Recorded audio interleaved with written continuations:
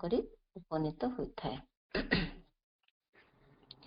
ନିଶ୍ଚେତନା ଓ ଚେତନା परस्पर विपरीत बोध बोली मन हेउथिबा तत्वटीर एक पूर्ण समन्वय किपरि होइछि आज आमे जानबा को पाइबा। प्रभु कहउछन्ति the terrestrial world the earth came into existence after the descent into the inconscient, not before. निश्चेतना मध्यकु चेतनार अवतरण घटिबा पूर्वरु नुहे, मात्र परे जाई एही पार्थिव जगत एही पृथ्वी संभव हैला।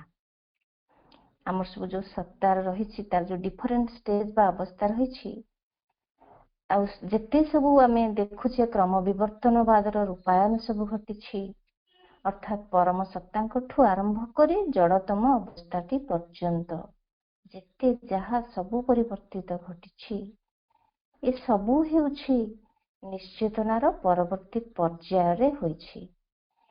आउ आमे जो टेरेस्ट्रियल वर्ल्ड बा जो दृश्यमान जगत देखुछे तार सकल सिक्रेट कारण हेउछि परम चेतनांक निश्चेतनारे जड़त्व भितरकू निवर्तन। से निवर्तित हैला परे ही ए विवर्तनवाद सृष्टि होइछि। जेतेबेले परम चेतना एक रु बहु हेबाकू अभिप्सा कले सेतेबेले निर्धारित भावे सृष्टिर रचना आरंभ हैला। आ सेतिकी बेले सृजनकारी परम चेतनांक प्रथम रूपायन केवल आलोकमय चेतनार एक उच्चारण घटिथिला। जो सर्वोच्च परम सत्ता से निजको निजे देखिबा पई इच्छा कले, तेणु से निजको बाह्य रूप देबा पई निष्पत्ति नेले। तापर ए विश्व व्यवस्था को गोटे रूप देबा पई से तांको भितरु चारि गोटी सत्ता को उद्भव कले। से चारोटी सत्ता हैला आलोक, जीवन, आनंद बा प्रेम एवं सत्य। सृष्टि प्रक्रिया आरंभ हेबा बेलकू सेही सत्ता सब परमंक जंत्र आ दास हेबा परिवर्ते तांको ठारू अलगा होई स्वाधीन भावे निजे निजर प्रभु ही कार्य करबा को आरंभ करले। फलरे सृष्टिर समस्त विशृंखला घटिबाकू लागिला। सेही परमंकठू तांकर चारोटी एस्पेक्ट मूल सत्ताठू विच्छिन्न होई तांकर जो प्रकृतिर जो असीम शक्ति थिला से सब जो आलोक, जीवन, प्रेम, सत्य से सब सीमितत्वर भितरे परिवर्तित होई गले। फलरे कोन हैला आलोक होई गला अंधार रे, आनंद वा प्रेम होई गला दुख घृणा रे, सत्य होई गला मिथ्या रे, आ जीवन होई गला मृत्यु रे। ए सब ए भलिया रूपे परिवर्तित होई गले। कोन पई ना तांकर खेल बा लीला निमित्त। जेतेबेले ही पृथ्वी परम आलोक अंतर्निहित चेतना रे तार निजस्व विधानटी अनुसार विकास लाभ न करी आमर परिचित ये अंधकार अचेतना और अज्ञान मध्य बुड़ी रहिला, सेतेबेले कोन हैला ना जो परम सृजनात्मिका शक्ति सर्वोच्च परम आदिमूलंक पाखरे जाई प्रार्थना करबाकू लागिले। तांको पक्षरु से जो सृजनात्मक शक्ति जे चित शक्ति आमे जाहाको कहूचे एक विशेष हस्तक्षेप घटिले जाई एही अधोगति विश्वर रक्षा संभव होबो बोली से परमंको अनुनय करी कहिले। एही प्रार्थनार उत्तर जणाई परम आदिमूलंक ठाରୁ एक विशेष सत्तार उन्मेष घटिला, जहा हैला परम प्रेम। आउ ए परम चेतनार एक सत्तार आविर्भाव हैला। सेही सत्ता आपणाकू प्रत्येक भावरे अचेतनतम सत्ता मध्यरे आनी निक्षिप्त करदेले एवं ताहाकू सेही मूलभूत परम चेतना एवं प्रेम मध्यकू जागृत कराई आनिबार कार्यटुकू आरंभ कर देते। तामाने कोन हला जेतबेले निश्चेतना हैला से निश्चेतना भितरु चित शक्ति ही परम चेतना को प्रार्थना कले, प्रभु तमे जेमिति चाहुचो जो भलिया रूपे चाहुथिले आमे सृष्टि करियो पई सेही भलिया से गोटे अर्थहीन हेबाकू जाउछि, तेणु आपण मो सृष्टि को रक्षा करंतु। तापर कोन हला ना दिव्य प्रेम ही इनकन्शिएंट को परिवर्तित करथिले कॉन्शियसनेस रे। There was a call and divine love plunged into the inconscient to change it into consciousness. ए परिप्रेक्षी रे जने साधक मां को पचारछंती, does the inconscient aspire to become conscious? निश्चेतना cone aspire करथाय सचेतन हेबा लागि? मां उत्तर रे कहछंती ନିଶ୍ଚେତନା ମଧ୍ୟରେ ଅବସ୍ଥାନ କରୁଥିବା ଦିବ୍ୟ ପରମ ସତ୍ତା ହିଁ ଚେତନା ମଧ୍ୟରେ ଅବସ୍ଥାନ କରୁଥିବା ଦିବ୍ୟ ପରମ ସତ୍ତାଙ୍କ ଲାଗି ଅଭିପ୍ସା ରଖିଥାନ୍ତି।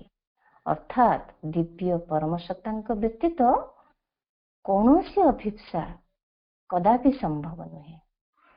ନିଶ୍ଚେତନା ମଧ୍ୟରେ ଯେଉଁ ଚେତନା ଲୁକାୟିତ ହୋଇ ରହିଛି ସେଇଟି ନହେଲେ ନିଶ୍ଚେତନାକୁ ଚେତନାରେ ପରିଣତ କରିବାର ଆଉ କୌଣସି ସମ୍ଭାବନା ରହିବ ନାହିଁ। And this is why when one says it is not you who aspire, it is the divine. ପ୍ରକୃତରେ ଆମେ ଯାହା ଅଭିପ୍ସା କରୁଛେ ଆମେ କରୁ, ତୁମେ କରୁନାହଁ, ଦିବ୍ୟ ପରମ ସତ୍ତା ହିଁ ତାହା କରୁଛନ୍ତି। It is not you who makes progress, it is the divine. ପ୍ରକୃତରେ ତୁମେ ଅଗ୍ରସର ହେଉନାହଁ, ଦିବ୍ୟ ପରମ ସତ୍ତା ହିଁ ଅଗ୍ରସର ହେଉଛନ୍ତି। It is not you who are conscious, it is the divine. ପ୍ରକୃତରେ ତୁମେ ସଚେତନ ହେଉନାହଁ, ଦିବ୍ୟ ପରମ ସତ୍ତା ହିଁ ହେଉଛନ୍ତି। ଆମେ ଏହି କଥାକୁ କେବଳ କେତେ ଗୁଡ଼ିଏ ଶବ୍ଦ ବୋଲି କହି ହାଲୁକା ଭାବେ ଉଡ଼ାଇ ଦେବାର ନାହିଁ। ଏହା ହିଁ ସତ୍ୟ କଥା। ତେଣୁ ଏହି କଥାଟି କୁହାଯାଇପାରିବ ଯେ ଆମେ ଅବଲୋକନ କରୁଥିବା ଜଡ଼ମୟ ଜଗତ ସକଳର ରୂପାୟନ ସମ୍ଭବ ହୋଇପାରିଛି କେବଳ ପରମ ଚେତନା ନିଶ୍ଚେତନା ମଧ୍ୟକୁ ଅବତରିତ ହେବା ଦ୍ୱାରା। ସାବିତ୍ରୀ ମହାକାବ୍ୟରେ ପ୍ରଭୁ ଲେଖିଲେ, The inconscient is the superconscient sleep. ଅତଏବ ନିଶ୍ଚେତନା ଚେତନା ରହିତ ନୁହେଁ। ଆମେ ଯାହାକୁ ଜଡ଼ ବୋଲି କହୁଛେ ଆମର ସାଧାରଣ ଚିନ୍ତା କ'ଣ କୁହେ, ଆର କିଛି ଜୀବନ ନାହିଁ, ଇଏ ଚିତ୍ ଶକ୍ତିର ବିପରୀତ। କିନ୍ତୁ ପରମ ଚିତ୍ ଶକ୍ତିର ଏକ ନିସ୍ତେଜ ଅବସ୍ଥା ହେଉଛି ନିଶ୍ଚେତନା। ପ୍ରକୃତିର ଗୁଣ ମାଧ୍ୟମରେ ଈଶ୍ୱର ନିଜକୁ ହିଁ ପ୍ରକଟ କରିଥାନ୍ତି ତାଙ୍କ ଲୀଳାର ଚରିତାର୍ଥ ପାଇଁ। କେତେ ଜଣ ଅଛନ୍ତି ଯେଉଁମାନେ ବିଶ୍ୱାସ କରନ୍ତିନି ଭଗବାନ ଅଛନ୍ତି ବୋଲି। କେବେ ଆମେ ଜାଣିଥିବା କେହି କୁହନ୍ତି ଭଗବାନ ବୋଲି କେହି ନାହାନ୍ତି। ସେଠି କ'ଣ ହୁଏ ନା, ଭଗବାନ ବା ଈଶ୍ୱର ସେଇ ବ୍ୟକ୍ତି ଠାରୁ ନିଜକୁ ଲୁଚାଇ ରଖିଥାନ୍ତି। ସବୁ ହିଁ ସିଏ କରନ୍ତି। ଯେଉଁ ବ୍ୟକ୍ତି କୁହେ ଯେ ଭଗବାନ ଅଛନ୍ତି ବୋଲି ପ୍ରମାଣ କ'ଣ? କାରଣ ଭଗବାନ ସେହି ବ୍ୟକ୍ତି ଠାରୁ ନିଜକୁ ଲୁଚାଇ ରଖିଥାନ୍ତି। ସେ ବ୍ୟକ୍ତି ଆହୁରି କହେ, ମୁଁ ତ କାହିଁ ଜାଣିନାହିଁ ସେ କେଉଁଠି ଅଛନ୍ତି ବୋଲି, ତେଣୁ ସେ ନାହାନ୍ତି। କିନ୍ତୁ ସେହି ବିଶ୍ୱାସ ବିହୀନ ବ୍ୟକ୍ତିଟିଏ ଜାଣେ ନାହିଁ ଯେ ତା ନିଜ ଅସ୍ତିତ୍ୱର ପୂର୍ଣ୍ଣ ଆଧାର ହିଁ ଭଗବାନ। ତେଣୁ ଏଠାରେ ଭଗବାନ ହିଁ ତାଙ୍କ ନିଜ ଅସ୍ତିତ୍ୱକୁ ନିଜେ ଅସ୍ୱୀକାର କଲେ। ଏହା ଏକ ଲୀଳା ନୁହେଁ କି? ସେମିତି ଅନ୍ୟ ପରିପ୍ରେକ୍ଷୀରେ ଭଗବାନଙ୍କୁ ବିଶ୍ୱାସ କରୁଥିବା ବ୍ୟକ୍ତିଟିଏ ଭାବେ ଯେ ସେ ଟିକେ ବିଶ୍ୱାସ ବିହୀନ ବ୍ୟକ୍ତିଠୁ ଉତ୍କୃଷ୍ଟ। ଆମେ ଜାଣିଥିବା ସବୁବେଳେ ଆମ ମନରେ ଗୋଟେ ଥାଏ, ସେ କିଛି ଭଗବାନଙ୍କୁ ପୂଜା କରେନି, ମୁଁ ଭଗବାନଙ୍କୁ ଜାଣିଛି, ତେଣୁ ମୁଁ ହଉଛି ତାଠୁ ଟିକେ ଉନ୍ନତ। କିନ୍ତୁ ସେଇଠି ସିଏ ଜାଣି ନାହିଁ ଯେ ସେ ଯାହା କିଛି ଭଗବାନଙ୍କ ଧରି ପାରିବାକୁ ସାମର୍ଥ୍ୟ ହୋଇଛି ତାହା କେବଳ ସେହି ଦିବ୍ୟ ପରମଙ୍କର ଛାୟା ମାତ୍ର। ଏବଂ ସେ ଛାଇକୁ ଜାବୁଡ଼ି ଧରି ମାନୁଷୀ ମନରେ କଳ୍ପନା କରିବ ସେ ଏହା ହିଁ ଭଗବାନ। କାରଣ ଯଦି ଯଥାର୍ଥରେ ସେ ଭଗବାନଙ୍କୁ ଜାଣିପାରିଥାନ୍ତା, ଯଦି ଯଥାର୍ଥ ଜ୍ଞାନ ଦ୍ୱାରା ସେ ଭଗବାନଙ୍କୁ ଜାଣିଥାନ୍ତା, ତେବେ ତାର ଏହି ଜ୍ଞାନ ଥାନ୍ତା ଯେ ଭଗବାନ ହିଁ ସର୍ବବସ୍ତୁ ଏବଂ ସବୁ କିଛି। ତେବେ ସେ ନିଜକୁ ଅନ୍ୟ କାହାଠୁ ଟିକେ ହେଲେ ବି ଉତ୍କୃଷ୍ଟ ବୋଲି ମନେ କରିପାରନ୍ତା ନାହିଁ। ହାଇଡ୍ ଆଣ୍ଡ ସିକ୍ ଖେଳ ଆମେ ଜାଣିଥିବା, ଲୁଚକାଳି ଖେଳ। ସେ ଖେଳରେ କ'ଣ ହୁଏ, ଯେ ପର୍ଯ୍ୟନ୍ତ ଜଣେ ଆଖି ବୁଜିବା ଆରମ୍ଭ କରିନଥାଏ ସେ ପର୍ଯ୍ୟନ୍ତ ପ୍ରକୃତ ଖେଳ ଆରମ୍ଭ ହୋଇପାରି ନଥାଏ। ଆଖି ବୁଜିବା ପରେ ହିଁ ପ୍ରକୃତ ଖେଳ ଆରମ୍ଭ ହୋଇଥାଏ। ଆଖି ବୁଜିବା ଅର୍ଥାତ୍ କ'ଣ? We are willing to become blind, just like the divine willingly to put himself in the darkness or abyss, hiding to himself, forgetting to himself. ଯେମିତି ଆମେ ଆଖି ବୁଜିଲେ ଖେଳ ଆରମ୍ଭ ହୁଏ, ସେମିତି ପରମ ଚେତନା ଆଖି ବୁଜିବା ଅର୍ଥାତ୍ କ'ଣ? ଆମେ ଜାଣି ଜାଣି ନିଜକୁ ଆମେ ନିଜକୁ ପ୍ରସ୍ତୁତ କରିବା କିଛି ନ ଦେଖିବା ପାଇଁ। ସେଥିପାଇଁ ଅଜ୍ଞାନ ଭିତରେ ରହିବା। ପରମ ଚେତନା ସେଇଭଳି ଅବସ୍ଥା, ସେଇ ଖେଳ ଭଳିଆ ତାଙ୍କରି ଇଚ୍ଛାରୁ ପୂର୍ଣ୍ଣ ଅଜ୍ଞାନର ଜଡ଼ତ୍ୱ ମଧ୍ୟକୁ ସେ ଅବତରଣ କରି ନିଜକୁ ହିଁ ପୁଣି ବିସ୍ମୃତି ଭିତରେ ହଜାଇ ଦେଲେ। ଯେତେବେଳେ ଖେଳରେ ଆଖି ଖୋଲାଯାଏ କଣ ହୁଏ?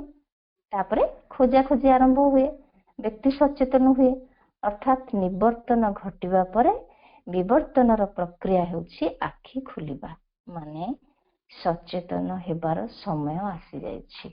ବର୍ତ୍ତମାନ କଣ କରିବା? ଆମେ ଖୋଜାଖୋଜି କରିବା, ଖେଳଟାକୁ ତ କଣ ଆଗେଇ ନବା। ତ ତାପରେ ଆମର ଗୋଟେ ବୋଧ ଆସେ, ଦିବ୍ୟ ଚିତ୍ ଶକ୍ତି ହିଁ ସବୁର ଆଦି ସ୍ରୋତ ଓ ଏହି ଚିତ୍ ଶକ୍ତିର ଏକ ନିଶ୍ଚିତ ସ୍ୱରୂପ ହେଉଛି ନିଶ୍ଚେତନା। ଯେମିତି ଦିବ୍ୟ ମାନେ କହିଲେ କଣ? ଚେତନା ହଉଛି ସବୁବେଳେ ସଚେତ ହେଇକି ରହିଥିବ, ଜଡତ୍ୱ ହଉଛି କିଛି ଜାଣିନଥିବ, ଯାହା ବାହାର ଦୃଶ୍ୟ ବେଳକୁ ଆମେ ଦେଖୁ। କେମିତି ବୁଝିବା ଏଇ ଜିନିଷଟାକୁ? ଗୋଟେ ଜଳ ତତ୍ଵର କଣ୍ଡେନ୍ସ ଫର୍ମ ମାନେ ଘନୀଭୂତ ରୂପ ହେଉଛି କଣ? ବରଫ। ଜଳ ତତ୍ଵର ଲ କଣ? ବୋହିଯିବା, ତରଳୀକରଣ। କିନ୍ତୁ ସିଏ ଯେତେବେଳେ ଆଉ ଗୋଟିଏ ରୂପ ନଉଛି, ସେ କଠିନ ହେଇଯାଉଛି, ତାର ଅସଲ ସ୍ୱରୂପକୁ ଭୁଲି ଯାଉଛି, ତାର ମୂଳ ଅସ୍ତିତ୍ୱକୁ, ସେ ଯୋଉ ତରଳତା ଅଛି ତାକୁ ହଜାଇ ଦେଇ କଠିନତାର ଅନ୍ୟ ଏକ ରୂପ ନିଏ। ମାତ୍ର ବରଫ ଯେତେ ବି କଠିନ ହେଉ, ଯେତେ ବି ଟାଣ ହେଉ, ମୂଳଭୂତରେ ସେ ଜଳ। ଆଉ ଥରେ ନିଜ ସ୍ୱରୂପକୁ ଆସିବାର ସମସ୍ତ ସମ୍ଭାବନା ବି ସେ ବରଫ ଭିତରେ ରହିକି ଥାଏ। ସେଇଭଳି ଆମ ଯେତେ ଅଜ୍ଞାନତା ଭିତରେ ରହୁ, ଯେତେ ଜଡ଼ତ୍ୱ ଭିତରେ ରହୁ, ସେଇ ଚିତ୍ ଶକ୍ତିର ସମସ୍ତ ସମ୍ଭାବନାକୁ ଆମେ ଧରିକି ରହିଥାଉ, ଯୋଉଦ୍ୱାରା କି ଆମର ଭିତରର ସତ୍ତା କିଛି ଏମିତି ରହିଛି, ସେ ଆମକୁ ଟାଣି ଧରିଥାଏ ଜଡ଼ତ୍ୱ ଭିତରୁ ଚିତ୍ ଶକ୍ତିର ଅଭିବ୍ୟକ୍ତି କରିବା ପାଇଁ। ତେଣୁ ଚେତନା ହେଉଛି ବିଶ୍ୱ ବ୍ରହ୍ମାଣ୍ଡର ସୃଜନାତ୍ମକ ସାର ତତ୍ତ୍ୱ। ଯଦି ଚେତନା ନ ରହିବ, ତେବେ କୌଣସି ବିଶ୍ୱ ବ୍ରହ୍ମାଣ୍ଡ ବି ରହିବେ ନାହିଁ।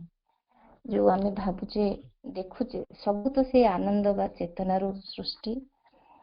ଦୁଃଖ ସୁଖ ବା ଆଲୋକ ଅନ୍ଧାର, ଏଇଟା ପାପ ଏଇଟା ପୁଣ୍ୟ, ଯେତେ ସବୁ ଆମକୁ ବିପରୀତ ତତ୍ତ୍ୱ ଭଳି ମନେ ହୁଏ, ସେ ସବୁ କଣ ନା ସେଇ ମୂଳଭୂତ ଏକ ଚେତନାର ଗୋଟିଏ ଗୋଟିଏ ଅବସ୍ଥା ମାତ୍ର। ଯେମିତି ମୂଳଭୂତ ଜଳ, ତାର ଗୋଟିଏ ରୂପ ବରଫ, ତାର ଗୋଟିଏ ରୂପ ଗ୍ୟାସ, କିନ୍ତୁ ସେ ମୂଳଭୂତରେ ସେଇ ଯୋଉମାନେ ବାଷ୍ପ ଯୋଉ ହଉଛି ଜଳଟା, ଯୋଉମାନେ ଜାଣିନଥିବେ ସେମାନେ କହିବେ ଇଏ ଗୋଟେ ବରଫ, ମାନେ ଇଏ ଗୋଟେ ଇଣ୍ଡିପେଣ୍ଡେଣ୍ଟ, ମାନେ ବରଫ ତାର କିଛି ମୂଳଭୂତ ନାହିଁ, ଯୋଉଟା କି ଆମେ ନିଜର ମୂଳ ଅସ୍ତିତ୍ୱକୁ ବର୍ତ୍ତମାନ ଆମେ ଭୁଲି ଯାଉଛୁ। ବରଫ କହୁଛି ନା ମୁଁ ହଉଛି ବରଫ, ଜଳ ସହିତ ମୋର କିଛି ସମ୍ପର୍କ ନାହିଁ। ବାଷ୍ପ କହୁଛି ମୁଁ ହଉଛି ବାଷ୍ପ, ମୋର ଜଳ ସହିତ କିଛି ସମ୍ପର୍କ ନାହିଁ। ସେଇ ଅବସ୍ଥାଟା ଆମର ହେଇଯାଇଛି। ଆମ ସାଧାରଣ ଦୃଷ୍ଟିରେ ଦିବ୍ୟତ୍ୱର ଅଭିବ୍ୟକ୍ତି ଭିନ୍ନ ଭିନ୍ନ। ଆମେ ଯେମିତି ସୌନ୍ଦର୍ଯ୍ୟ ଭିତରେ ସେଇ ଦିବ୍ୟତ୍ୱର ଅଭିବ୍ୟକ୍ତିକୁ ଯେମିତି ସହଜରେ ଆମେ ଲକ୍ଷ୍ୟ କରିପାରୁ, କୁତ୍ସିତତା କପଟତା ଭିତରେ ଆମେ ଲକ୍ଷ୍ୟ କରିପାରୁନୁ। ମାତ୍ର ଆମେ ଏତିକି ଜାଣିଥିବା ଯେ ସବୁ ଭିତରେ ସେହି ଦିବ୍ୟତ୍ୱ ରହିଛି।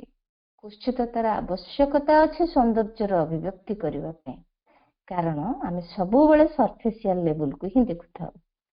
ସବୁର ପ୍ରତ୍ୟେକ ବସ୍ତୁର ମୂଳଭୂତ ସ୍ୱରୂପକୁ ଦେଖିବାର ଦୃଷ୍ଟିକୋଣ ହିଁ ଆମର ନଥାଏ। ଯଦି ଆମେ ସମୁଦ୍ର ଜଳରେ ମାଟିକୁ ମିଶାଇ ଆମେ ଗୋଟେ ମୂର୍ତ୍ତିକା ତିଆରି କରିବା, ଆଉ ତାକୁ ବାହାରୁ ଦେଖିବା, ସମୁଦ୍ର ଜଳ ଏ ମୂର୍ତ୍ତିକାରେ କୋଉଠି ଅଛି ଆମେ କଣ ଦେଖିପାରିବା କି? ପ୍ରଶ୍ନ କରିପାରିବା କି ମୂର୍ତ୍ତିକାଟିର କେଉଁ ଅଂଶରେ ସମୁଦ୍ର ଜଳ ଅଛି, କେଉଁ ଅଂଶରେ ନାହିଁ? କାହିଁକି ନା ସେ ସବୁ ମୂର୍ତ୍ତିକାର ପ୍ରତିଟି ଅସ୍ତିତ୍ୱ ପୁରା ଓଭରାଲି ସେଇ ଜଳରୁ ହିଁ ସୃଷ୍ଟି ହେଇଛି, କିନ୍ତୁ ଆମେ ସମୁଦ୍ର ଜଳକୁ ବାହାର ରୂପରେ ପାଇନଥାଉ।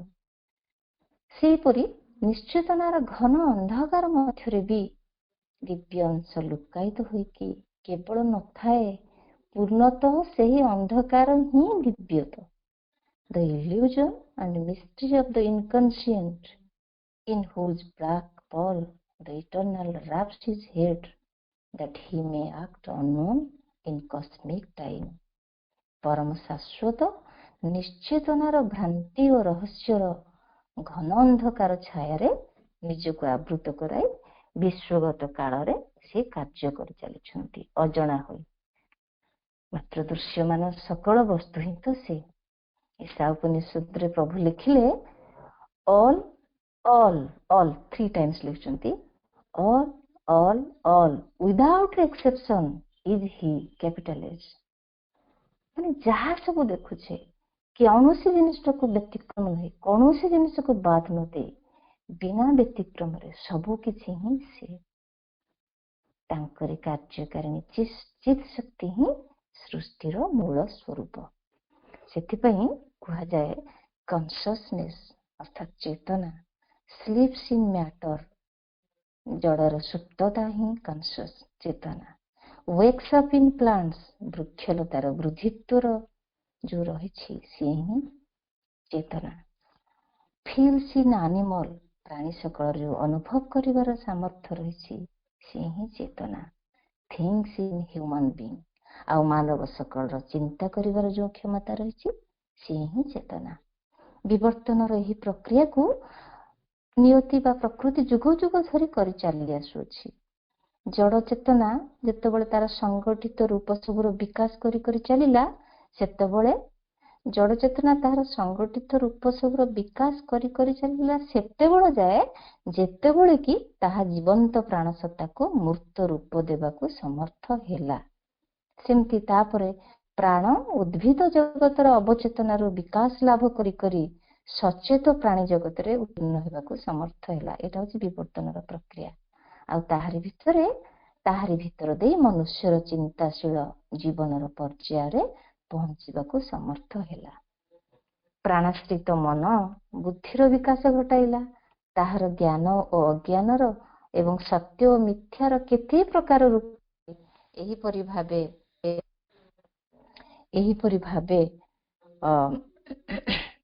ଗତି କରି କରି ଯାଇ ପହଞ୍ଚିଲା ଆଧ୍ୟାତ୍ମିକତାରେ, ଅର୍ଥାତ୍ ସଂକୁଚିତ ଚେତନାରୁ ସମ୍ପ୍ରସାରିତ ଚେତନାର ଅଭିବ୍ୟକ୍ତି ପାଇଁ ପ୍ରୟାସ, ଯାହା ଥିଲା ଅବସମ୍ଭାବୀ। ପ୍ରତିଟି ମାନବ ସତ୍ତାର ତାହାର ହିଁ ଲକ୍ଷ୍ୟ, ତାହା ହିଁ ଲକ୍ଷ୍ୟ। ଯେଉଁ ପର୍ଯ୍ୟନ୍ତ ମାନବୀୟ ସତ୍ତା ପୂର୍ଣ୍ଣ ଦିବ୍ୟତ୍ୱକୁ ନିଜ ଭିତରେ ଅଭିବ୍ୟକ୍ତ ନ କରିପାରିଛି ସେ ପର୍ଯ୍ୟନ୍ତ ସେ ଜନ୍ମ ମୃତ୍ୟୁର ଚକ୍ରରେ ତାକୁ ବାର ବାର ଆସିବାକୁ ପଡୁଥିବ। ସୃଷ୍ଟିର ଏହି ବିବର୍ତ୍ତନ ପ୍ରକ୍ରିୟାର ସକଳ ତତ୍ତ୍ୱ ହ୍ୟୁମାନ ବିଙ୍ଗ ଭିତରେ ରହିଛି। କେମିତି ରହିଛି? ଆମେ ଯେମିତି ଦେଖିଲେ ନିଶ୍ଚେତନା, ଅବଚେତନା, ଚେତନା, ମହାଚେତନା।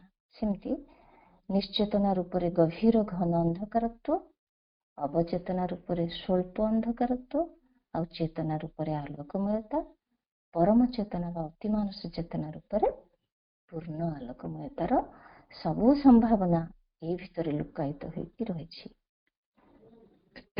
ଯେହେତୁ ଆମର ଶରୀର ତତ୍ତ୍ୱ ଜଡ଼ତାରୁ ସୃଷ୍ଟି ହେଇଛି, ଆମର ଗୋଟିଏ କ୍ଷୀରର ସମ୍ପର୍କ ସେଇ ଜଡ଼ତା ବା ନିଶ୍ଚେତନତା ସହିତ ଯୋଡ଼ି ହୋଇ ରହିଛି, ଯାହାକି ଇତର ପ୍ରାଣୀ ସହିତ ସମ୍ପର୍କର କ୍ଷୀରକୁ ଯୋଡ଼ି ରଖିଛି। ଅପରପକ୍ଷରେ ଆମେ ଆମ ଭବିଷ୍ୟତ ଉପଲବ୍ଧିର ଆଶା ଓ ପ୍ରତିଶ୍ରୁତି ସ୍ୱରୂପ ରହିଥିବା ଯୋଉ ଦିବ୍ୟତର ପୂର୍ଣ୍ଣ ଅଂଶ ଅତିଚେତନା ବା ପୂର୍ଣ୍ଣଚେତନା ଯାହା ଆମେ କହୁଛେ ତା ସହିତ ମଧ୍ୟ ଯୋଡ଼ି ହୋଇକି ରହିଛି। ନିଶ୍ଚେତନାରେ ଦିବ୍ୟତର ଅଭିବ୍ୟକ୍ତି ପାଇଁ ଚେତନାର ଉନ୍ମିଳନ ଅପରିହାର୍ଯ୍ୟ। ପ୍ରଶ୍ନ ଆସେ, ବାଧା ଦିଏ କିଏ? ସବୁର ମୂଳ ହେଉଛି ଅଜ୍ଞାନ। ଏହି ଅଜ୍ଞାନରୁ ମୁକ୍ତ ହୋଇ ଜ୍ଞାନକୁ କିପରି ପାଇବା? ଏ ସମସ୍ତ ପୀଡ଼ା ଯନ୍ତ୍ରଣାର ମୁକ୍ତି କିପରି ପାଇବା? ଆଉ ପ୍ରଶ୍ନ ହେଉଛି, ଅଜ୍ଞାନ କେଉଁଠୁ ଉତ୍ପନ୍ନ ହେଲା? ଅଜ୍ଞାନରୁ ମୁକ୍ତି ଏଇଠୁ ପଳାୟନ କରି ହେବନି। ଶ୍ରୀ ଅରବିନ୍ଦ କହିଲେ, ଏ ପ୍ରୋବ୍ଲେମ ଆଣ୍ଡ ସଫରିଂ ସବୁ ଅଚେତ ଆଉ ଅନ୍ଧକାରରୁ ଆସିଛି। ଏଇ ଅଚେତ ଅନ୍ଧକାର କ'ଣ, କେଉଁଠୁ ଆସିଛି, ଆଉ କ'ଣ ପାଇଁ ଆସିଛି? ଏଇଠି ଏକ ବିରାଟ ସତ୍ୟର ପ୍ରଭୁ ଅବତାରଣା କରି କହିଲେ, ଏସବୁ ହେଉଛି ଏକ ଲୀଳା ବା ଖେଳ, ଯେଉଁ ଖେଳରେ ଏକ ଭଗବାନ ଅନେକ ଭଗବାନରେ ପରିବର୍ତ୍ତିତ ହେବାକୁ ଚାହାନ୍ତି। ଅନେକ ଭଗବାନ ହେଲେ ପ୍ରକୃତିର ସବୁ ନିୟମ ଭିତରେ ରହି ଗୋଟେ ନ୍ୟାଚୁରାଲ ପ୍ରୋସେସ ଭିତରେ ଦେଇ ଯିବାକୁ ପଡିବ, ଯାହା ଖେଳର ନିୟମ ହେଇଯାଇଛି। ବେଦାନ୍ତ କହେ କ'ଣ ନା, ମନୁଷ୍ୟ ମୂଳ ଭିତରେ ଭଗବାନ ହିଁ ଅଟେ। ଏସବୁ ଯାହା ଦୃଶ୍ୟମାନ ଅଦୃଶ୍ୟମାନ ସବୁ ହିଁ ସେହି ଭଗବାନ। ଆମେ ଆଗରୁ ଯାହା ଆଲୋଚନା କଲେ, ଏଇଠି ବି ଏକ ପ୍ରଶ୍ନ ଆସେ, ଯଦି ଭଗବାନ ସର୍ବତ୍ର ତେବେ ସେ କାହିଁକି ଦେଖାଯାଉନାହାନ୍ତି, କାହିଁକି ଶୁଣା ଯାଉନାହାନ୍ତି, ଆଉ କାହିଁକି ଆମ ପାଇଁ ସହଜ ହୋଇଯାଉନାହାନ୍ତି? ତାଙ୍କୁ ଜାଣିବା ପାଇଁ କାହିଁକି ଆମକୁ ସାଧନା କରିବାକୁ ପଡୁଛି, କାହିଁକି ଆମକୁ ପ୍ରୟାସ କରିବାକୁ ପଡୁଛି? ସେ ତ ସ୍ୱୟଂ ଆମ ହୃଦୟର ଅଧିଷ୍ଠିତ, ତେବେ ଏସବୁ କାହିଁକି? ତେବେ ଏହି ପ୍ରଶ୍ନ ଉଠାଇ ପ୍ରଭୁ ଶ୍ରୀ ଅରବିନ୍ଦ ଏହାର ଏକ ସୁନ୍ଦର ଆଉ ହୃଦୟଦାୟୀ ଉତ୍ତର ମଧ୍ୟ ପ୍ରଦାନ କଲେ। କଣ କହିଲେ ନା, ଦିବ୍ୟ ତତ୍ତ୍ୱ ଏଇ ମ୍ୟାଟର ଅର୍ଥାତ୍ ଜଡ଼ ଭିତରେ ନିଜକୁ ଛୁପାଇ ଦେଇଛନ୍ତି। ଯେଉଁ ମୁହୂର୍ତ୍ତରେ ସେ ଏଇ ନିଶ୍ଚେତନା ଭିତରକୁ ଅବତରଣ କରିଛନ୍ତି, ସେହି ମୁହୂର୍ତ୍ତରେ ହିଁ ସବୁ କିଛି ବିସ୍ମୃତ ହୋଇଯାଇଛି। ପୂର୍ଣ୍ଣ ମାତ୍ରାରେ ସବୁ କିଛି ବିସ୍ମୃତିର ଅତଳ ଗର୍ଭରେ ରହିଯାଇଛି, ଯାହା ହେଉଛି ଜଡ଼ ତତ୍ତ୍ୱର ପ୍ରଭାବ। ଜଡ଼ ତତ୍ତ୍ୱ ଯେମିତି ଗୋଟେ ପଙ୍କ ଭିତରେ ଆମେ ବୁଡ଼ିଯିବା, ପୁରା ବୁଡ଼ିଯିବା, ତ ଆମର ସ୍ୱରୂପଟାକୁ ଆମେ କଣ ଦେଖିପାରିବା? କିନ୍ତୁ ଆମର ସ୍ୱରୂପ ସେଇ ପଙ୍କମୟ ରୂପ ଭିତରେ ହିଁ ଲୁଚିକି ରହିଛି। ବର୍ତ୍ତମାନ ସେୟା, ଯେ ପର୍ଯ୍ୟନ୍ତ ପଙ୍କ ଆମେ ଧୋଇ ନଥିବା ସେ ପର୍ଯ୍ୟନ୍ତ, ବା କାଦୁଆକୁ ଆମେ ଧୋଇ ନଥିବା ସେ ପର୍ଯ୍ୟନ୍ତ ଆମ ରୂପକୁ ଆମେ ଦେଖିବାକୁ ପାଇପାରିବାନି। ସେଇଭଳି ଯେ ପର୍ଯ୍ୟନ୍ତ ଜଡ଼ ତତ୍ତ୍ୱର ପରିବର୍ତ୍ତନ ହୋଇନି ସେ ପର୍ଯ୍ୟନ୍ତ ଏଇ ସବୁ ପ୍ରୋବ୍ଲେମ ଲାଗି ରହିଥିବ। ଅଜ୍ଞାନ, ଅନ୍ଧକାର, ଏଇଟା ପାପ, ଏଇଟା ପୁଣ୍ୟ, ସେ ମୂଳଭୂତ ସ୍ୱରୂପକୁ ଆମେ ଯାଇପାରିବା ନାହିଁ ଜଡ଼ ତତ୍ତ୍ୱ ପରିବର୍ତ୍ତନ ହେବା ପର୍ଯ୍ୟନ୍ତ। ଅସୁବିଧା ଇଏ ନୁହେଁ କି ମନୁଷ୍ୟ ଖରାପ, ମନୁଷ୍ୟ ପାପୀ। ଆତ୍ମା ତ ସ୍ୱୟଂ ଦିବ୍ୟ ପବିତ୍ର, ମାତ୍ର ସେ ଯେଉଁ ଆଧାର ଭିତରେ ରହିଛି, ଯୋଉ ଆମେ ପଙ୍କକୁ ବି ତୁଳନା କରିପାରିବା, ପୁରା ମାତ୍ରାରେ ସେ ତାର ମୂଳ ସ୍ୱରୂପକୁ ଭୁଲି ଯାଇଛି।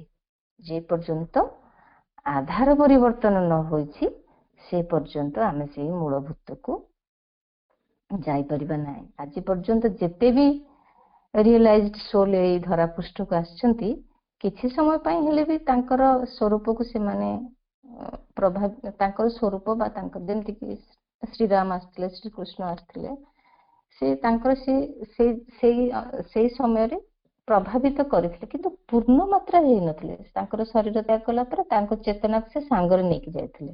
ସବୁ କିଛି ଅଧାରେ ରହିଯାଇଛି। ଶ୍ରୀ ଅରବିନ୍ଦଙ୍କ ଯୋଗରେ ଗୋଟେ କେହି ବି ସ୍ଥାୟୀ ପ୍ରତିଷ୍ଠାର କଥା ଉଠେଇ ନାହାନ୍ତି। ଶ୍ରୀ ଅରବିନ୍ଦଙ୍କ ଯୋଗରେ ଏହାର ପୂର୍ଣ୍ଣତା ଅଛି, ପରଫେକ୍ଟ ପରଫେକ୍ସନ। ଏହି ଜଡ଼ ତତ୍ତ୍ୱର ଆବଶ୍ୟକତା ରହିଛି। ପୁଣି ପ୍ରଭୁ କହୁଛନ୍ତି କାହାର ଅନାବଶ୍ୟକ ନୁହେଁ। ଏ ଜଡ଼ ତତ୍ତ୍ୱ ବି କେତେ ସୁନ୍ଦର, ମାନେ ପ୍ରଭୁଙ୍କର ଅଭିପ୍ସା, ମାନେ ଆମକୁ ଜଣେଇବା ପାଇଁ କେତେ ସୁନ୍ଦର ତତ୍ତ୍ୱକୁ ସେ କହିଛନ୍ତି। କହୁଛନ୍ତି ଜଡ଼ ତତ୍ତ୍ୱର ଆବଶ୍ୟକତା ରହିଛି ବିକାଶ ପାଇଁ, ତାହା ପୁଣି ନ୍ୟାଚୁରାଲ ପ୍ରୋସେସରେ। ମାଙ୍କୁ କେହି ଜଣେ ପଚାରୁଛନ୍ତି, ମା ହୋଷ୍ଟାଇଲ ଫୋର୍ସ କେତେବେଳେ ଯିବ? ମା କହୁଛନ୍ତି when their necessity is over, ଯେତେବେଳେ ତାର ଆବଶ୍ୟକତା ସରିଯିବ।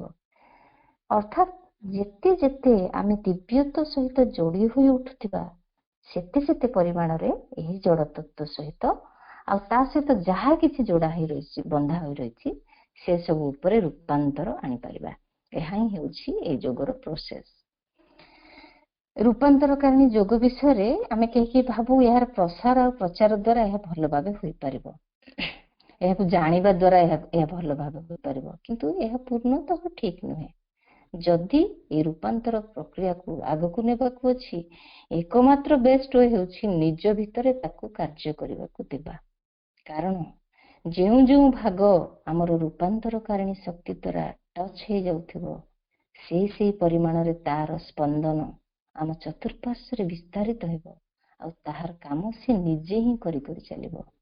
ସିନ୍ଥେସିସ୍ ଯୋଗରେ ପ୍ରଭୁ କହିଲେ, a centre of divine existence, centre ହେବାକୁ ପଡିବ, ବ୍ୟକ୍ତି ସତ୍ତାକୁ କେନ୍ଦ୍ର ହେବାକୁ ପଡିବ। ଅର୍ଥାତ୍ ସେ ନିଜକୁ ନିଜେ ହୋଇ ଉଠିବାକୁ ପଡିବ। ଆମେ ସବୁବେଳେ କଣ କରୁ? ଅନ୍ୟକୁ ଠିକ କରିବା ଦିଗରେ ପ୍ରୟାସ କରିଥାଉ। ସେ ଏମିତି କହିଲା, ଏ ସଂସାରଟା ବହୁତ ଦୁଃଖମୟ, ଯେତେ ଚାହିଁବା ଗୋଟେ ଭଲ କାମ କରିବାକୁ ସବୁବେଳେ ଗୋଟେ ଅବଷ୍ଟାକଲ ଆସୁଛି। ନା, ସେଇ ଅବଷ୍ଟାକଲ ଭିତରେ ନିଜ ଭିତରେ ଗୋଟେ ସ୍ଥିରତ୍ୱର ଭାବ ରଖିଥିଲେ, ନିଜେ ହେଇ ଉଠିଲେ ପରିବେଶକୁ ଅଟୋମେଟିକ ସେଇ ସ୍ଥିରତ୍ୱ ବୋଧ ପ୍ରଭାବିତ କରିପାରିବ। ସେଥିପାଇଁ ତ ଆଧ୍ୟାତ୍ମିକ କ୍ରାନ୍ତିରେ ଆଉ ଏକ କ୍ରାନ୍ତିକୁ ପ୍ରଭୁ ଯୋଡ଼ିଲେ, ଯାହା ହେଲା ଜଡ଼ ତତ୍ତ୍ୱର ରୂପାନ୍ତର। ଜୀବନକୁ ବୁଝିବାର, ଜୀବନକୁ ଦେଖିବାର ଏକ ନୂତନ ଦୃଷ୍ଟିକୋଣ। ତାପରେ ନିଶ୍ଚେତନାର ପରବର୍ତ୍ତୀ ଅବସ୍ଥା ଆସିଲା, ଯୋଉଟା କି ପରବର୍ତ୍ତୀ ଅବସ୍ଥାରେ ସେ ମହାଚେତନାରେ ପରିବର୍ତ୍ତିତ ନିଶ୍ଚୟ ହେବ। ବିବର୍ତ୍ତନ ଭିତ୍ତିଭୂମିରେ ନିଶ୍ଚେତନାର ପରବର୍ତ୍ତୀ ଅବସ୍ଥା ହେଉଛି ଅବଚେତନା। ଅବଚେତନା କଣ? ଲେଟରସନ ଯୋଗରେ ପ୍ରଭୁ କହିଲେ ଦ subconscious is the evolutionary basis in ଅସ୍। ଅବଚେତନା ହେଉଛି ବିବର୍ତ୍ତନବାଦର ଏକ ଆଧାର। ଏହା ସମ୍ପୂର୍ଣ୍ଣ ନୁହେଁ, ଏହା ଆମ ଲୁକାୟିତ ପ୍ରକୃତିର ସମଗ୍ର ଅଂଶ ବି ନୁହେଁ, ଆମକୁ ଯାହା ହେବାର ଅଛି ତାହାର ସମ୍ପୂର୍ଣ୍ଣ ଉତ୍ସ ବି ନୁହେଁ। କିଛି ପ୍ରବୃତ୍ତି ରହିଛି ଯାହା ସେଇ ଭିତରୁ ବାହାରି ପ୍ରଭାବିତ କରିଥାଏ ଆମ ଚେତନାକୁ, ଯେମିତି ଆମର ନିମ୍ନ ପ୍ରକୃତି, ଆମର ଗତିବିଧି, ଆମର ଅଭ୍ୟାସ, ଯାହା ଯାହା ଆମ ଅବଚେତନା ଭିତରେ ଲୁକାୟିତ ରହିଥାଏ ସେ ମଝିରେ ମଝିରେ ବାହାରେ। ନିଶ୍ଚେତନା ଆମ ପ୍ରକୃତିର ସେହି ଅଂଶକୁ ବୁଝାଏ ଯାହାକି ଏତେ ଅଧିକ ପରିମାଣରେ ଅସ୍ପଷ୍ଟ ଆଉ ସୁପ୍ତ ଯେ ସେ ଅବସ୍କ୍ୟୁର ଆଣ୍ଡ ଆସ୍ଲିପ୍ ଷ୍ଟେଜ୍, ସେଥିରେ ସତ୍ୟବା ଆଦୌ ଚେତନା ରହିନଥିବା ପରି ପ୍ରତୀତି ହୁଏ ଆମ ଭିତରେ। ଆମ ଶରୀରର ଉପାଦାନରେ ମଧ୍ୟ ଏହି ନିଶ୍ଚେତନାକୁ ବହନ କରୁଛୁ, କାରଣ ଶରୀରଟା କଣ, ଆମେ ଯୋଉଠିକୁ ନବୁ ସେ ସେଇଠି ଯିବ, ନହେଲେ ପଡି ରହିଥିବ। କାରଣ ଶରୀରର ଉପାଦାନ ଯାହା, ଏ ଦୃଶ୍ୟମାନ ଜଡ ଜଗତର ଉପାଦାନ ମଧ୍ୟ ଠିକ ସେୟା। ଆଉ ଅବଚେତନା ଯୋଉଟା ଆମେ କହିଲେ ସେ ହଉଛି ପ୍ରକୃତିର ଗୋଟେ ଅନ୍ଧକାରମୟ କ୍ଷେତ୍ର। ଯାହା କିଛି ସେଠି ଷ୍ଟୋର ହୋଇ ରହିଛି ତା ଏକ ହ୍ୟାବିଟ୍ ଆଉ ପାଟର୍ନ। କେମିତି ଆମ ଅବଚେତନା ଭିତରେ ଆମେ ଯାହା ଯାହା କରି ଆସୁଛେ, ଯାହା ଯାହା ଚିନ୍ତା କରୁଛେ, ବର୍ତ୍ତମାନ ବି ଯାହା କରୁଛେ, ସବୁର ଗୋଟେ ଫଳ, ମାନେ ଯେମିତି ଚିନ୍ତା ଗୁଡା କରୁଛେ ସେ ସବୁ ଗୁଡା ଷ୍ଟୋର ହେଇକି ରୁହେ। ଆମେ କହୁନୁ ଯେ ଏବେ ମୁଁ ଗୋଟେ ଚିନ୍ତା କଲି ଭଲ କଥାଟେ ବା ଖରାପ କଥାଟେ, ତାପରେ ଭୁଲିଗଲି, ସେ କୁଆଡେ ଯାଏନି, ସିଏ ଆମ ଅବଚେତନା ଭିତରେ ରହିଥାଏ। ଯେମିତିକି ଆମେ ଗୋଟେ ସଙ୍ଗୀତ ଶୁଣୁ, କେବେ କେବେ ସେ ସଙ୍ଗୀତ ଶୁଣୁ ଶୁଣୁ ଆମର ଭିତରେ ଉଦାସର ଭାବ ଭରିଯାଏ, ଆମେ ଜାଣିଛେ, ବା କେବେ କେବେ ବହୁତ ଖୁସି ଲାଗେ। କଣ ପାଇଁ ଏଟା ହୁଏ ଆମେ ଜାଣିଛ କି?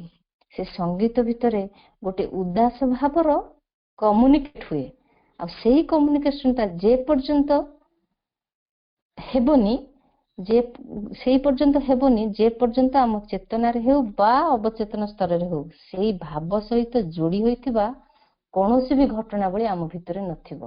ବୁଝି ହଉଛି କି? ମାନେ ଗୋଟେ ସଙ୍ଗୀତ ଶୁଣୁଛି, ଆମ ଭିତରେ ଅବସାଦ ଭରି ଯାଉଛି। କାହିଁକି ଅବସାଦ ଭରି ଯାଉଛି ନା ସେଇ ଭଳିଆ ଭାବ ଗୋଟେ ଆମ ଭିତରେ ରହିଛି। ସଙ୍ଗୀତର ସେ ଯୋଉ ମାଧୁରୀମା ସେଇ ଭାବକୁ ତା ଭିତରୁ ଟାଣି ଆଣୁଛି, ଯୋଉଥିପାଇଁ ମାନେ ସଙ୍ଗୀତ ଆମେ ଶୁଣୁଥାଉ, ମାତ୍ର ସଙ୍ଗୀତର ସେଇ ଭାବ ଆମ ଭିତରେ ମ୍ୟାଚ୍ କରୁଥିବା ସେଇ ଯୋଉ ଅଂଶକୁ ଆଟ୍ରାକ୍ଟ କରେ, ଆଉ ତାକୁ ସେ ବାହାରକୁ ନେଇ ଆସେ।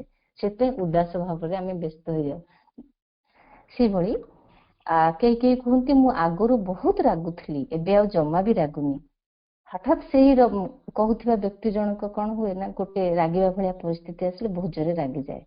କାରଣ ରାଗିବାର ଯେଉଁ ପ୍ରବୃତ୍ତିଟି ତା ଭିତରୁ, ତା ଅବଚେତନା ସ୍ତରରୁ ଯାଇନଥାଏ।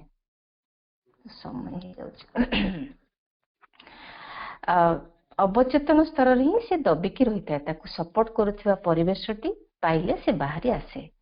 ସେଥିପାଇଁ କୁହାଯାଇଛି ଯୋଗର ଶକ୍ତି ଏତେ ପ୍ରବଳ, ସାଧକ ସବୁକୁ କନଫ୍ରଣ୍ଟ କରିବାକୁ ପଡେ, ନିଜକୁ ସେ ସ୍ୱୀକାର କରିବାକୁ ପଡେ, ନିଜର ଅସଲ ଚରିତ୍ର ଆଉ ଅଭ୍ୟାସ, ମାନେ ଆମ ଭିତରେ ଯାହା ଯାହା ରହିଥାଏ ସେ ଅଟୋମେଟିକ ବାହାରି ଆସେ।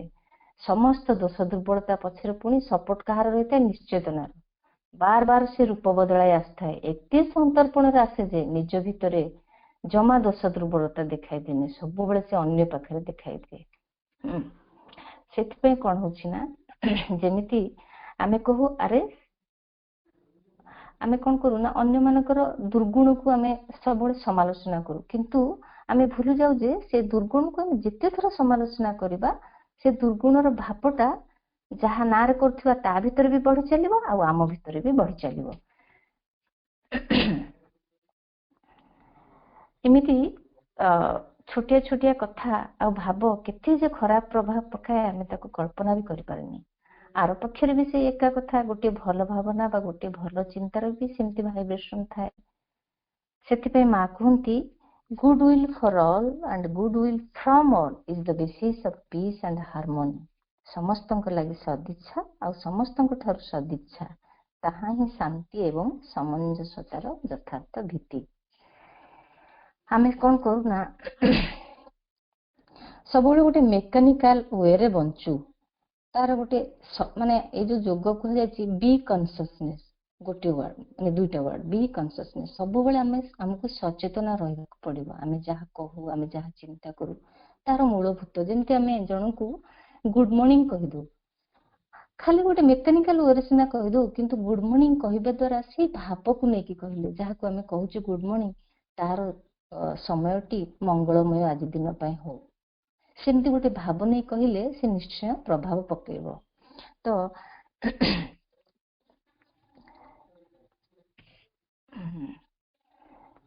ହଁ, ଯୋଗ କଣ କରେ ଆମକୁ ପ୍ରଥମ ସ୍ତରରେ ଅନ୍ୟ ଭିତରେ ଦେଖୁଥିବା ଦୋଷ ସବୁକୁ ନିଜ ଭିତରେ ଦେଖିବାକୁ ଶିଖାଇ ଦିଏ।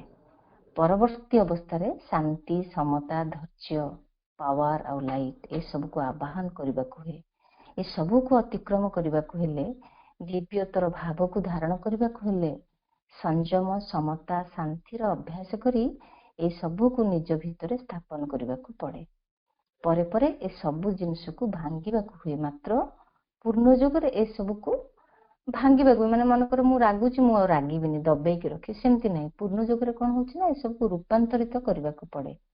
ଆମର ଯାହା କ୍ରୋଧ ହେଲା, ଯେମିତିକି ଯୋଉ ରୂପାନ୍ତରିତ ମାର୍ଗଟି ଆହୁରି କଠିନ ମାର୍ଗ ବୋଲି ଜଣା ପଡେ, ତାକୁ ଆମେ କେମିତି ସରଳୀକରଣ କରିବା? ସବୁବେଳେ ତ ଆମେ ଜାଣିବା ମା ହିଁ ଏସବୁକୁ କରେଇ ନେଉଛନ୍ତି ଆମ ଭିତରେ। ଆମେ ଦେଖିବା କ୍ରୋଧର ଉପଯୋଗିତା କେମିତି କରିବାକୁ ପଡିବ। କ୍ରୋଧକୁ ଖାଲି ଚାପି ରଖିଲେ ସେ ତ ଯିବନି, ତାକୁ କେମିତି ଗୋଟେ ପ୍ରପର ୟୁଟିଲାଇଜେସନ କରି ରୂପାନ୍ତରିତ କରିବାକୁ ପଡିବା, ସେଟା ଆମେ ଆଲୋଚନା କରିବା। କ୍ରୋଧ କେମିତି ଆସେ? ଆମ ମନ ଚାହୁଁନଥିବା କାମଟିଏ କିଏ କଲେ, ଅଥବା କେହି ଯଦି ଆମକୁ ଅପମାନଟିଏ ଲାଗିଲା ଭଳିଆ କଥାଟିଏ କହିଦେଲା, ଆମେ ରାଗି ଯାଉଛେ। ସେ ରାଗକୁ ଆମେ କେମିତି ଭଲ ଦିଗରେ ବ୍ୟବହାର କରିବା, ଏସବୁ ତ ହେଲା ବାହାରର କଥା। ଯଦି ଆମେ ନିଜ ଭିତରକୁ ନିରୀକ୍ଷଣ କରିବା, ଆମେ ଭଲ ରୂପେ ଦେଖିପାରିବା ବହୁତ କିଛି ଭୁଲ ଲାଗୁଥିବା କାର୍ଯ୍ୟ, ଭୁଲ ଜାଣି ସୁଦ୍ଧା ଆମେ ତାର ପୁନରାବୃତ୍ତି କରି ଚାଲିଛେ, ନାଇଁ କି? ମନକୁ ଏମିତି ଭାବଟିଏ ଆସୁନି କି ଏତେ ମା ଶ୍ରୀ ଅରବିନ୍ଦଙ୍କ ମହାନ ଗ୍ରନ୍ଥ ସବୁ ପଢୁଛି, ସବୁ ବିଷୟର ଅସଲ ତତ୍ତ୍ୱକୁ ବୁଝୁଛେ, ତଥାପି ବି ମୋ ଭିତରେ ଗୋଟେ ଭୁଲ କାମକୁ ଜାଣି ସୁଦ୍ଧା ବାର ବାର ସେଇ ଭୁଲକୁ ପୁନରାବୃତ୍ତି କରିବାର ପ୍ରବୃତ୍ତିଟିଏ ରହୁଛି। ସେହି ପ୍ରବୃତ୍ତି ଉପରେ ଆମେ କେବେ ରାଗିବା ଆରମ୍ଭ କରିଛେ କି? ନା। ପୁରାତନ ଅଭ୍ୟାସ ଯାହା ସବୁ ଅଗ୍ରଗତିର ପ୍ରତିବନ୍ଧକ ସୃଷ୍ଟି କରେ, ସେଇ ଅଭ୍ୟାସ ପ୍ରତି ସଦା ଆସକ୍ତ ଥିବା ପ୍ରବୃତ୍ତି ଉପରେ କେବେ ରାଗିବା ଆରମ୍ଭ କରିଛି କି? ଆମ ସତ୍ତାର ଯେଉଁ ଅଂଶ ଏହାକୁ ସମ୍ମତି ଦେଉଛି, ପ୍ରୋତ୍ସାହନ କରୁଛି, ତା ଉପରେ କେବେ ରାଗିବା ଆରମ୍ଭ କରିଛି କି?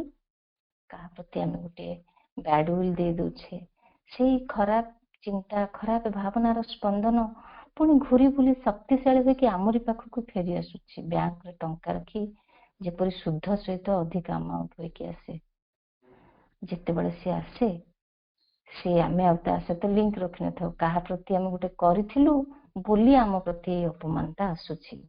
ଏସବୁ ଯୋଉ ଅଶୁଭ ଅମଙ୍ଗଳ ଇଚ୍ଛା କେବେ ନା କେବେ ଅନ୍ୟ ପ୍ରତି ଆମଠୁ ବାହାରି ଥିଲା ବୋଲି ଆମ ପାଇଁ ଏଟା ଆସୁଛି। ସେଇ ଯୋଉ ପ୍ରବୃତ୍ତି, ଯେତେବେଳେ ଆମକୁ ଅପମାନ ଲାଗୁଛି, କଣ ହଉଛି? ଆମେ ଧଡକିନା ସେଇ ଯିଏ ଆମକୁ ଅପମାନ ଦଉଛି ଆମେ ତା ଉପରେ ରାଗି ଦଉଛି, ଆଉ ରାଗିବାଟା ଜଷ୍ଟିଫାଇ ବି କରୁଛୁ। ସିଏ ଅପମାନ ଦଉଛି, ମୁଁ ତାକୁ କାହିଁ ଛାଡିବି? କିନ୍ତୁ ସେଇ କ୍ଷଣିକ ମୁହୂର୍ତ୍ତରେ ଆମେ ଭାବୁଛେ କି କେବେ ନା କେବେ ମୁଁ କାହାକୁ ଅପମାନ ଦେଇଥିଲି ବୋଲି ଆଜି ପାଉଛି। ସେ ଯୋଉ ମନ ପଡୁନି, ସେଇ ଯୋଉ ପ୍ରବୃତ୍ତିଟି ଆମକୁ ମନ ପକାଇ ଦେଉନି, ତା ଉପରେ ଆମେ କେବେ ରାଗିଛେ କି? ନା। ତ ଯେତେ ସବୁ ସେମିତି ଗୋଟେ ବାସନା, କାମନା, ବାସନାଟି ଯେତେ କ୍ଷୁଦ୍ର ହୋଇଥାଉ ପଛକେ, ମା କହୁଛନ୍ତି ଥରେ ତାକୁ ପୋଷଣ କରି ସେଇଟିର ଚରିତାର୍ଥ ନ କରିବା ଏକା ବେଳେ ଅସମ୍ଭବ। ତ ପୁଣି ସେଇ ଡିଜାୟାର ବା ବାସନାକୁ ଆମେ କେମିତି ପରିବର୍ତ୍ତିତ କରିବା? ଆମ ପାଖରେ ସାଧାରଣତଃ ଯାହା ଥାଏ ଆମେ ତାକୁ ଭ୍ୟାଲୁ ଦେଇନଥାଉ। ଭଲ ଭଗବାନ ମତେ ହାତ ଗୋଡ ଦେଇଛନ୍ତି, ମୁଁ ଠିକ କାମ କରିପାରୁଛି, ସଂସାରଟେ ଦେଇଛନ୍ତି, ଘରଟେ ଦେଇଛନ୍ତି, ଇତ୍ୟାଦି ଇତ୍ୟାଦି। ଯାହା ନଥାଏ ତା ପଛରେ ଗୋଡ, ଏସବୁକୁ ଆମେ ଭ୍ୟାଲୁ ଦେଉନୁ। ଯାହା ଅଛି, ଯାହା ନଥାଏ କଣ ନା ଆବଶ୍ୟକତା ଠାରୁ ଅଧିକ ଧନ, ଜରୁରୀଠୁ ଅଧିକା ସମ୍ପତ୍ତି, ଯୋଉଠି ବି ଘର ହେଲା ତାଠୁ ଆଉ ଟିକେ ବଡ ଘର, ବଡ ଗାଡି, ଏସବୁ ଗୁଡାକୁ, ଆଉ ଏଥି ସହିତ ପୁଣି ଅନ୍ୟର ୟା ଅଛି ତାକୁ କମ୍ପେୟାର କରି ପୁଣି ଆମେ ଆହୁରି କିଛି କାମନା କରି ବସୁ।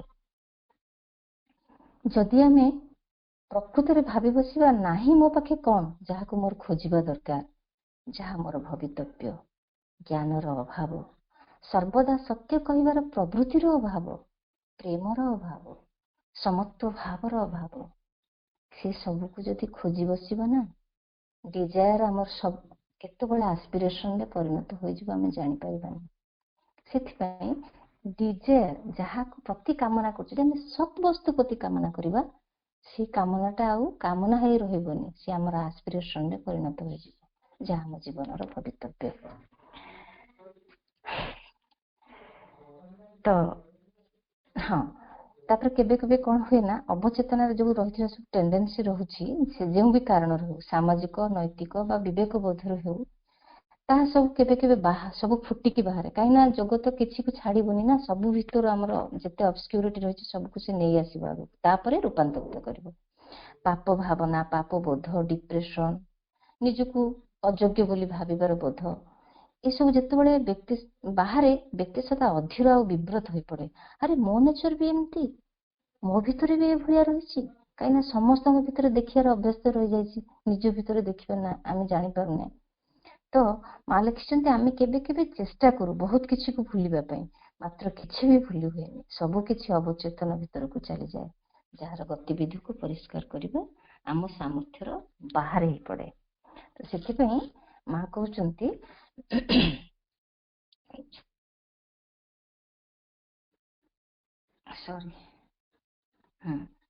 ସେଥିପାଇଁ ମା କହୁଛନ୍ତି ଯେ ଏ ସବୁ ଯେତେ ଆମର ଯାହା ସବୁ ସମସ୍ୟା ରହୁଛି, ଏହା ପଲିଟିକାଲ ନୁହେଁ, ଇକୋନୋମିକ ଅର୍ଥରେ ବି ନୁହେଁ, ଆଉ ଏନଭାରମେଣ୍ଟାଲ ପରିସ୍ଥିତି ବା ପରିବେଶ ମୂଳକ ନୁହେଁ, ବରଂ ମନସ୍ତାତ୍ତ୍ୱିକ ଓ ବିବର୍ତ୍ତନ ମୂଳକ। ଯଥାର୍ଥରେ କହିବାକୁ ଗଲେ ଏଇଟା ହଉଛି ଗୋଟେ ସ୍ପିରିଚୁଆଲ କ୍ରାଇସିସ୍, ଆଧ୍ୟାତ୍ମିକ ସଂକଟର ଆମେ ସମ୍ମୁଖୀନ ହୋଇଛେ। এই ଘୋର ସଂକଟ କାଳ ଆସନ୍ନ ବିପଦ ଜାଣି ପରମ ପ୍ରଭୁ ଶ୍ରୀ ଅରବିନ୍ଦ ଦୀର୍ଘ 40 ବର୍ଷ ଧରି ଆଧ୍ୟାତ୍ମ ସାଧନା କରି ମାନବ ଜାତିର କଲ୍ୟାଣ ନିମିତ୍ତ ରକ୍ଷା କବଚ ହୋଇ ଅତିମାନସ ଦିବ୍ୟ ସତ୍ୟକୁ ପୃଥିବୀ ପୃଷ୍ଠକୁ ଅବତରଣ କରାଇ ଆଣିଛନ୍ତି। ବର୍ତ୍ତମାନ ମାନବିକ ସମସ୍ୟାର ସମାଧାନର ଉପାୟ ହେଲା ଏହି ଶକ୍ତିକୁ ଜୀବନରେ ଗ୍ରହଣ କରି ତାହାରି ଦ୍ୱାରା ଜୀବନକୁ ସମାଜକୁ ପରିବର୍ତ୍ତିତ କରିବା, ଯୋଉଟାକୁ ଆମେ ଅବଚେତନା ପରେ ଆମେ ଯୋଉ ସୁପ୍ରାମେଣ୍ଟାଲ କନସିୟସନେସ୍, ଅତି ମାନସର ଚେତନାକୁ ପୂର୍ଣ୍ଣ ମାତ୍ରାରେ ବୁଝି ହବନି, ବୁଝିବା ସମ୍ଭବ ନୁହେଁ। ଯେମିତି ବୃକ୍ଷଲତାର ସାମର୍ଥ୍ୟ ନାହିଁ ବୁଝିବାକୁ ତାଙ୍କ ବିବର୍ତ୍ତନଗତ ପରବର୍ତ୍ତୀ ଅବସ୍ଥା ଅର୍ଥାତ୍ ପ୍ରାଣସତ୍ତାର ରୂପ ସବୁକୁ, ସେଇଭଳି ଅତିମାନସ ଚେତନାକୁ ପୂର୍ଣ୍ଣ ମାତ୍ରାରେ ନହେଲେ ବି କିଞ୍ଚିତ ରୂପେ ବୁଝିବା ପାଇଁ ଆମେ ମାନେ ସମର୍ଥ ହୋଇପାରିଛେ ବା ଗୋଟେ ଧାରଣା ବି ନେଇପାରୁଛେ ପରମ ପ୍ରଭୁ ଦିବ୍ୟ ଜନନୀଙ୍କ ଅପାର କରୁଣାରୁ। ଯୋଉଥିପାଇଁ କୁହାଯାଇଛି ସୁପ୍ରାମେଣ୍ଟାଲ consciousness is a consciousness of vastness. Supramental consciousness is a consciousness of truth, means ultimate truth, truth in speech, truth in action, truth in feelings.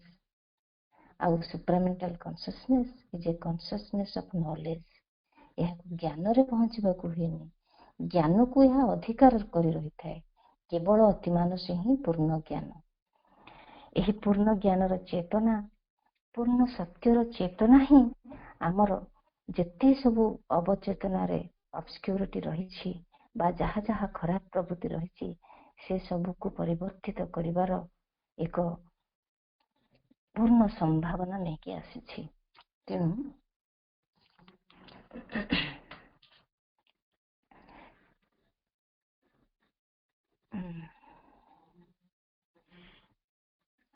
ହଁ, ତେଣୁ ଏଇ ଯୋଉ ଆମେ ପୂର୍ଣ୍ଣ ଯୋଗ ସାଧନା କରୁଛେ, ତ ସେଥିପାଇଁ ଆମ ଭିତରେ ଯାହା ସବୁ ରହିଛି everything has to be raised and confronted, ଯାହା ଆମେ ଆଗରୁ ଆଲୋଚନା କଲେ। ଅବଚେତନ ରହିଥିବା ଟେଣ୍ଡେନ୍ସି ସବୁ ସେ ଯେକୌଣସି କାରଣରୁ ରହିଥାଉ ଆମ ଭିତରୁ ସେ ଅଟୋମେଟିକ ବାହାରିବ। ସେ କାହିଁକି ନା ବାହାରିଲେ ହିଁ ଆମେ ଆଗକୁ ଯିବାକୁ ବା ସେଇ ସତ୍ୟମୟ ଚେତନା ବା ସେ ସୁପ୍ରାମେଣ୍ଟାଲ କନସିୟସନେସ୍ କୁ ଆମ ଭିତରେ କାର୍ଯ୍ୟ କରିବା ପାଇଁ ଆଧାର ଆମର ପ୍ରସ୍ତୁତ ହେଇପାରିବ।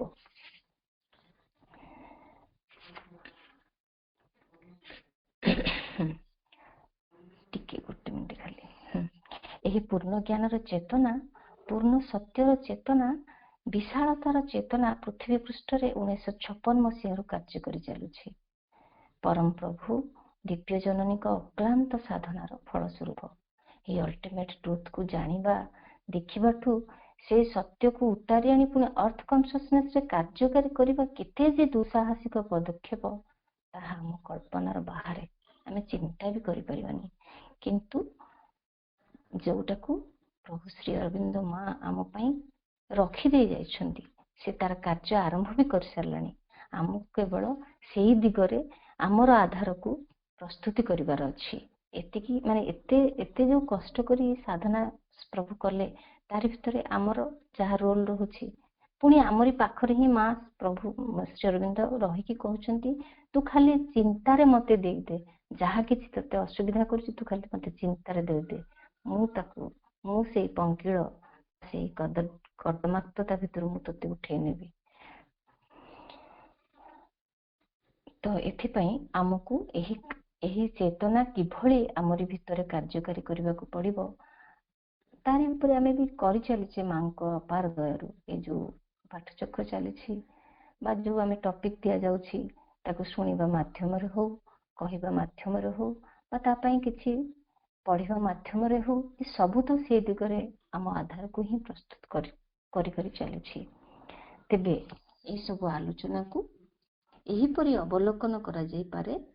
यह एक विशाल नैतिक और अलौकिक शक्ति जहाँ उन्मिलित हेउछि सबुरी हृदयरु एवं सकल रूप भितरु एही अस्पष्टता विहीन आलोकमय चेतना को आम भितरे कार्य करिबा पई हेले ताकू धारण करिवार सामर्थ्य को अधिकार करिबा पई हेले आमको तीनोटी जिनिस आवश्यक। कौन ना वाइडनेस विशाल बोध, प्लास्टिसिटी नमनीयता, इक्वानिमिटी समत्व बोध। वाइडनेस कौन ना जहा किछि होउछि आमे ताको न्यारो थॉट रे भाबिबानी जहा किछि घटिछि जहा मो सहित असुविधा होउछि बा समग्र संसार पई किछि असुविधा रहउछि आमे तार गोटिए दिग को देखि पारुछे किंतु तार जे आवश्यकता रहिछि जेमति कि कोरोना आसिला केते भी आलोचना हेछि जो पूरा गोटे सामूहिक स्तर रे गोटे चेतनार परिवर्तन हैला। तो से जो जिनसडा तले आसिला आमे व्यस्त विब्रत हो जाउछे तार जो इंटीग्रली वे रे देखिबार दृष्टिकोण विशाल बोध नै कि जदि आमे सबु जिनिस को मापि बसिबा से सबु जिनिस ता भीतर थिबा मर्मगत तत्व को आमे बुझी परिबा। गोटे एग्जांपल देहबो बे चाउल आमे चाउल रे भात रंधा छि खाउछि ताको बळुछि से खाद्य को फिंगी दोछे केबे तो आमे भाबुछि कि से चाउलटा को आमे केमति मापुछे गोटे न्यारो थॉट रे गोटे संकीर्ण मन थॉट विशाल बोध तार मर्मगत तत्व को आमे बुझिने आमे भाबुछे हो 5 टंका तो मिल जाउछि छाड़ हम फिंगी देबा बा किनिया को तो पडुनी घरे तयारी होछि फिंगी देले किछि नै किंतु से चाउलर मूलभूत स्वरूप को जदि आमे जिबा से विश्व शक्तिर समस्त शक्ति राज्य को से धरिकी आछि जल तत्व वायु तत्व आलोक तत्व ता भीतर सब लुचिकी रही से जलटी भीतर जहाँ आम भीतर ता भीतर सब से रही भगवान को समस्त शक्ति ता भीतर निहित रही आ सहित पुणी कौन ना जो लोक से चाउल को तैयारी करथिबो तार भाव भी ता भीतर रही जिते आम खाद्य को फिंगी दौचे आम एतिकी भावना चाउल से मूल तत्व को जाऊे कि केवल टंकार मापी बसुचे एतिकी तो दाम अच्छे फिंगी दियो किछि नै सबु जिनिस भगवान को ठू ही उद्धृत होइछि। तो से विषय जदि आम विशालतार बोध नहीं कि सबको भाबी बसिबा ताहले आमर दृष्टिकोण सबू को देखिबार दृष्टिभंगी निश्चय चेंज होई परिबो। प्लास्टिसिटी नमनीयता केमती प्लास्टिसिटी अर्थ कौन माने जेतेबेले जो परिवेश आसीबो हमको चेंज हबा पई गोटे सम्मति आम भीतर आथिबो माने नमनीयता माने कठिन नुहे ताको टाणिया पड़िबोनी गोटे सहज भावनी आज ये जिनसटा आमे ठीक लागुछि काली आसीबा जे कारण जहाँ सब प्रभु श्री अरविंद लिखुछन्ति आमे जहाँ एबे देखुछे से होछि जहाँ किछि आसीबार अछि तार छायाटी केवल मात्र आमे जहाँ आज भाबुछे एटा ठीक ता माने नु जे आ छड़ा मु किछि करबिनी काली दरकार पड़िले से ठीकटा असंपूर्ण लागिबो जहाँ जहाँ आमे भाबुछे अतीत रे ए हमर गोटे परिणाम बा फल स्वरूप किंतु भविष्यत पई से गोटे गोटे पहाच मात्र तो ताकू आमे अतिक्रम करिया को पड़िबो सब बेले रिलक्टेंट कोन से जिंस रे बना सेटा होची प्लास्टिसिटी आ होला इक्वानिमिटी सब परिस्थिति रे समत्व बोध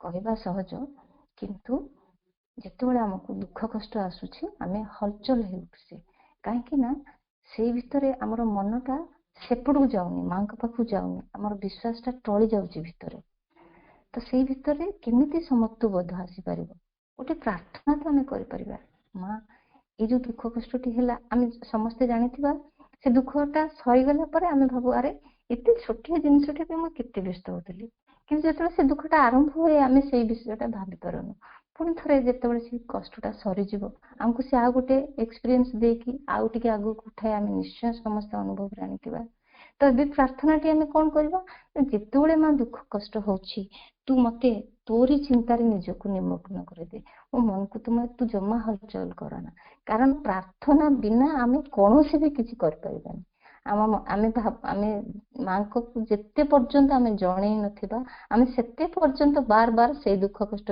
पुणी बुड़ी रोथुबा पुणी उपरक उठी पार नथिबा सेथिपई तो माँ ध्यान प्रार्थना रे प्रार्थना केमती करने को भी हुए सब शिखा जाइए सतरे केते सुंदर से प्रार्थना से ध्यान प्रार्थना पढ़िले आमको लगे कि आम भीतर भी से भावटे आसूची परम को जनवाई माँ जिते भी बार बार भूल जानिकी सुधा से भूल को मु करि चलछि माँ केमती तू आको उद्धार कर आ से अपेक्षा करछंती ए सब को भूल को सजाड़िबारे जिते आम भूल करुछे कर चलीछे पुणी भी करने को अच्छी से सबू को केते सुंदर भाव से सजाड़ी चली तो यही सब जो इक्वानिमिटीटा आम से असुविधा समय ही इक्वानिमिटर आवश्यकता रही सुविधा समय किसी आवश्यकता ना ये रही भल भल शुणुचे ये कर इक्वानिमिटी भांग केतबे जिते प्रतिकूल अवस्था आसो तो से प्रतिकूल अवस्था जीवन तो अनुकूल प्रतिकूल देकी जीवन चेंजेस तो से पूर्व आम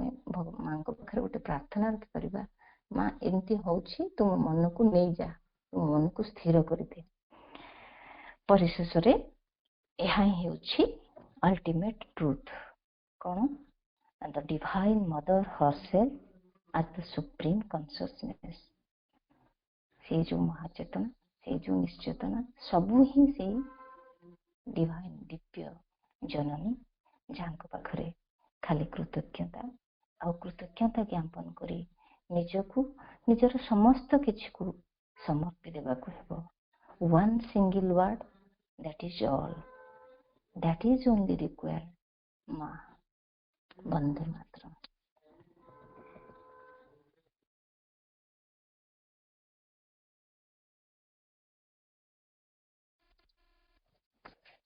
धन्यवाद अपा सुंदर आलोचना थिला धन्यवाद। वर्तमान आमे मां का नाम जप सह पाठ्यचक्र को एठी समाप्त करिबा। मां मां